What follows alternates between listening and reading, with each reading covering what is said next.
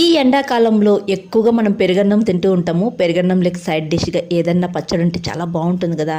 ఎక్కువ టైం పట్టకుండా చాలా ఈజీగా తొందరగా అయిపోయే టేస్టీ క్యాబేజీ నిలవ పచ్చడి వేడి వేడి రైస్లోకి అద్దుర్స్ అనమాట, అంత బాగుంటుంది. ఇంక ముందుగా అయితే క్యాబేజీని ఒక 2 లేయర్స్ తీసేయాలి పైన. దీన్ని ఎందుకంటే వాష్ చేయకూడదు, చిన్న చిన్న పీసెస్గా కట్ చేసి పెట్టుకునేయాలి ఈ క్యాబేజీని. తర్వాత మసాలా అయితే అన్నీ వేయించుకోవాలి. ముందుగా అయితే ఆవాలు మెంతులు అయితే లైట్గా వేయించుకొని చల్లారిన తర్వాత రోల్లో వేసుకొని కొద్దిగా ఉప్పురాలు వేసుకొని బాగా నున్నగా దంచుకునేయాలి. ఇలా నున్నగా దంచుకున్న తర్వాత ఒక ప్లేట్లోకి తీసుకొని పక్కన పెట్టుకునేసేయాలి. ఇప్పుడు పెద్ద ప్లేట్ తీసుకొని దాంట్లో మనం దంచుకున్న పొడి, తర్వాత రెడ్ చిల్లీ పౌడర్ వేసుకోవాలి. ఇవన్నీ నేను కొలతగా వేసుకున్నానండి.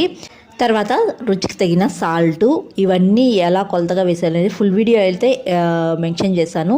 ఫుల్ వీడియో అయితే చెక్అవుట్ చేయండి. తర్వాత మనం కట్ చేసుకున్న క్యాబేజీని వేసి బాగా కలుపుకునేసేయాలి. ఇప్పుడైతే పోపు పెట్టుకోవాలి. స్టవ్ పైన బాండి పెట్టుకొని ఆయిల్ వేసుకొని ఆవాలు, కరివేపాకు, తర్వాత ఎండుమిర్చి, తర్వాత వెల్లుల్లి కచ్చాపచ్చగా దంచుకొని వేసుకొని బాగా కలుపుకొని లాస్ట్లో ఇంగువ వేసుకొని కలుపుకునేసి కొద్దిగా పసుపు పొడి కూడా వేసి కలుపుకొని తర్వాత పోపు కొద్దిగా చల్లారిన తర్వాత ఈ క్యాబేజీలో వేసి బాగా కలుపుకునేసేయాలి. కలుపుకునేసి తర్వాత నిమ్మరసం కూడా వేసుకోవాలి.